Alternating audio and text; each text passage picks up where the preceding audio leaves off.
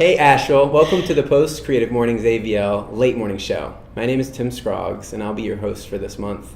I'm sitting here with this month's speaker, Tonya. She did an incredible job. She was speaking on the theme of chaos, which was this month's theme. And so we just want to sit here with her and ask her a couple questions, a couple audience questions, a couple of our own questions we like to ask every time.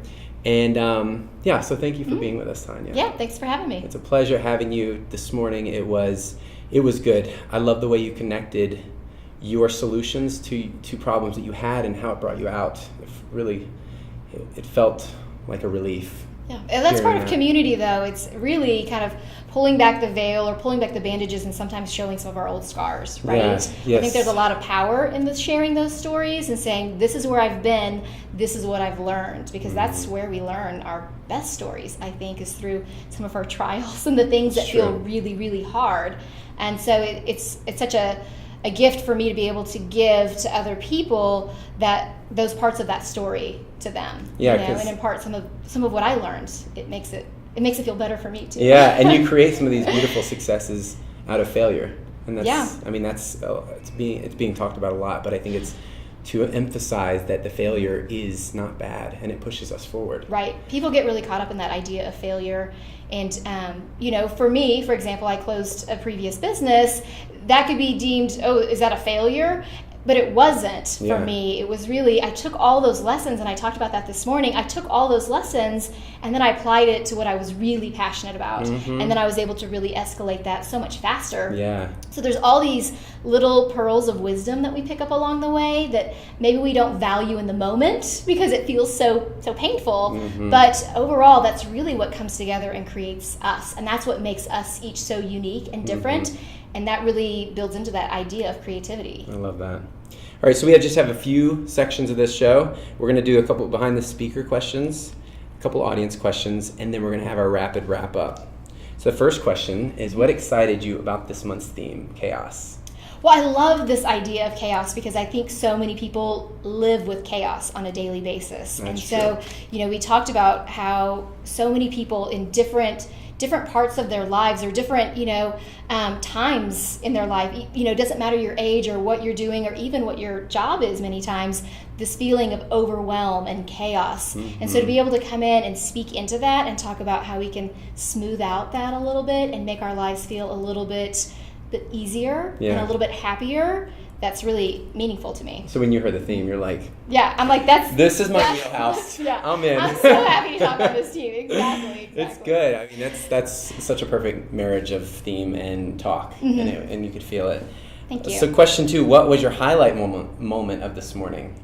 I think at the end when I had people take off their tags and I had them look at what they had written, because they each wrote one thing that they would like to do today for 1 hour. And then I said, okay, what are you going to say no to so you can say yes to this? And I felt that surge in the crowd of how excited they were at that idea. And I often feel like they feel like they need permission. Yeah, right? Mm-hmm. They need to be told it's okay to spend time for yourself, or it's okay to do these things you're passionate about. Yes. And so imparting that permission to everyone, and I felt like, okay, I really think they're going to go do this, which I think is amazing and exciting. Did you plan that?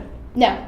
That was the best part of the whole thing. There was like this energy, right? Yeah. Right there. They were with you. They were with themselves.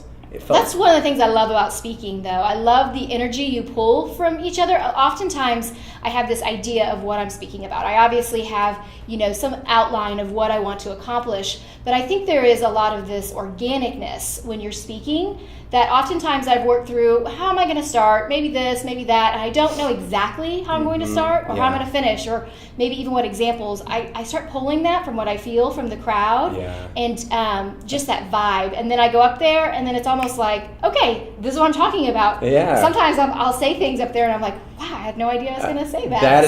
I love that about speaking. It's magical. I mean, that's like the creative genius that's there with us. Connection. It really is reaching out and reminding us each that we are people. We're all human, and we all have these struggles, and we can connect in all these different ways. And so that's what I love about this. And I hope everyone goes out and does that. I do too. I do too. Like, I would love it if we could do some sort of like hashtag I did it. I did it. Creative Mornings. Someone starts that. Yeah, to go ahead and show me. I want to see pictures of you Yeah. doing these things. Like, I heard let's hold each other accountable. I heard right? one audience member yell out, "Drink margaritas." Luckily, it's Friday. Martinis. I'm like, well, maybe not at 10, but yeah, why not? That's their after Creative Mornings meetup. That's right. 10:30 that margaritas. becomes a creative evening. Yeah. It might actually open the door to some creativity. That's true. Loosen up a few things. All right, so we're going to go in the next part, which is some audience questions. We had several, and we're going to do what we can, try to keep this brief. But let's start with the first one. Do you have any encouragement or advice for a mom who is overwhelmed but also has big dreams? Also a factor is not a lot of funds for babysitters. Yeah, I totally understand this. Completely 100%, because I was once that mom. I still am that mom, because I'm still a mom. And I'm still running a business. That is still continued. But I do, when I'm talking in my podcast, I'm talking to not just people who are, in business, but also creative entrepreneurs and stay-at-home moms who have big dreams, because I think we all have these big dreams, and because of the overwhelm and the chaos, we push them aside. They always get pushed back. They do. They get pushed back. This is for later, or other things are more important, you know. We have to remember it's really important to model for our children pursuing our own passions. And I think many times as moms, we undervalue that. Yeah. Showing our children that we are something outside of them. Because I think that is really powerful for them to see. But I also really encourage people to bring your kids into your business. I am what I consider a family... Child labor? Yeah, child labor. Totally fun. But, my business, I call a family first business. So my family is the priority. And for my employees, I expect their family to be priority also over my business. I don't expect my work that's a value. to be, right, that's a very important core value for us. So even if it's little things like bringing your kids into stamp boxes, I would sometimes give my kids a stamp and I'd say, I have this stack of invoices. They weren't even invoices. I'd say, these all need to be stamped. And so they would sit there and they'd stamp, and I was over there getting my work done.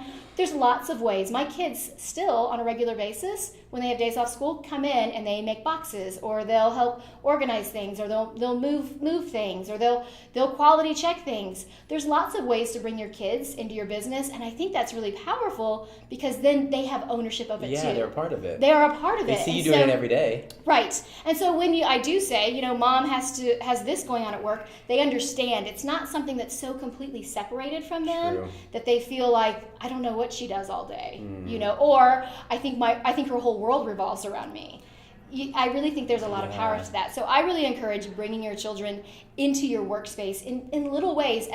And really, when we're having conversations about what did you do today, talking to your kids and sharing your struggles. There are times where I tell my kids, I have a busy week coming up. I need you to pick up the slack, because we are a team. So I'm really big on team mentality. I actually just posted a video on, I have what I call Tonya TV on YouTube, where I talk about how we do team planning as a family, because I think it is so important to kind of bring that together. You need that foundation. It doesn't matter if you're bringing home the bacon, frying it up in a pan, if the kitchen is burning down around you, right?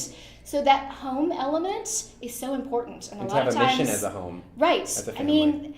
That is what creates this foundation for your kids, for your spouse, for you, and it helps center you and helps you feel more intentional, which is really at the heart of what I believe productivity is. It's really about being very intentional. Well, that was, one of the questions I did get was, what is your definition of productivity or success? Yeah. So that is leading right into it. Can you clarify that? Absolutely. So my definition of productivity is not doing more. It is doing what is most important. It really is living a life of intention. So it is this intentionality when you're setting your plan for the day. It's an intentionality of what you say yes to and what you say no to. It really is thinking through and putting your priorities front and center. So for me, the definition of success is truly that idea of living a fulfilled life where you feel happy and you feel satisfied. So when you do go to bed, we talked about this, when you go to bed at the end of the day, you feel satisfied and you feel successful. It makes me sad. Yeah, it really is, because you think about all the work that you're doing all day, and then to go to bed feeling like you didn't do enough. That's a really hard way to live. And so, but maybe it's not enough. Maybe it's doing the right things. Because what I heard you just say, which is good clarity, is that you want people to do less so they can be. Yes. Because sometimes we get into doing, we're like do all the time. People think quantity instead of quality. And totally. It really is this idea of, yes, you can do 50 different things and move in 25 different directions. Where are you going to end up? Yeah. Same spot. But you take those same number of steps and you move in one direction with intentionality, you're going to move forward. And that's how you grow anything, whether it's your passion or your business or your life and where your life vision is. I think that's really important. That's amazing. That's some good meat right there. Thank you. That's a nice. I mean, it just built this.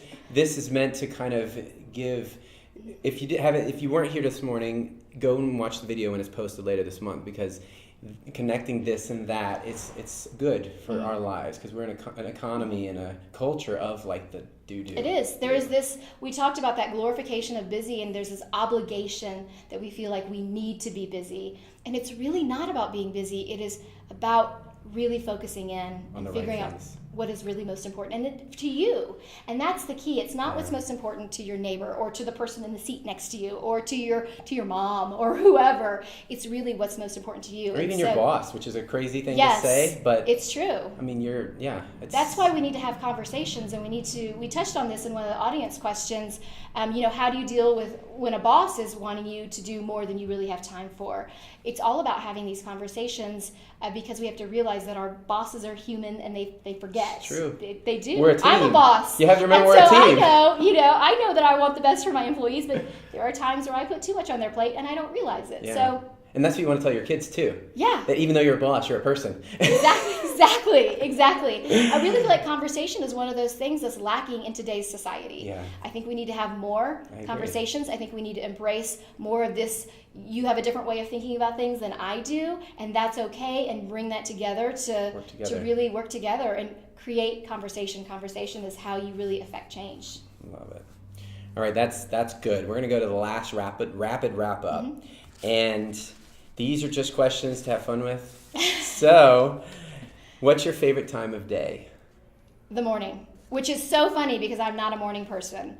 But I full. have a morning routine that really, again, is that word intentional. I use that word an awful lot, like in my podcasts and in my courses and things, because it really is this intentionality that I do the things that are important to me early in the morning. I carve out that space so that when everybody else in the house is up and moving, I feel fulfilled.